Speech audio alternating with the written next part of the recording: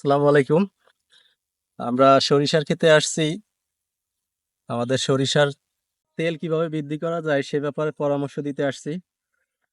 আমাদের সরিষা আমাদের ক্ষেত্রে আমরা জানি যে গুরুত্বপূর্ণ যে উপাদানটা আমাদের সবচেয়ে বেশি প্রয়োজন হয়, বিশেষ করে সরিষার তেল বৃদ্ধির জন্য, সেটা হচ্ছে বোরন।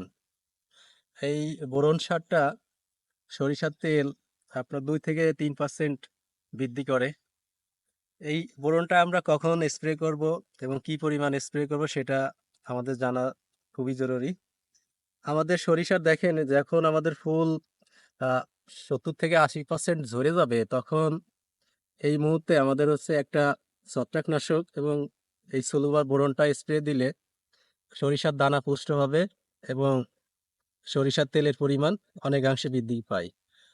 তো আমরা ছত্রাকনাশক হিসাবে এখানে আমরা রোবরাল ব্যবহার করতে পারি প্রতি লিটারে 2 গ্রাম, এবং সাথে সলুবার বোরন প্রতি লিটার পানিতে 3 গ্রাম হারে মিশিয়ে ফুল যখন 80% ঝরে যায় এই অবস্থায় স্প্রে দিলে সরিষার প্রত্যেকটা পড স্পট মুক্ত হয়।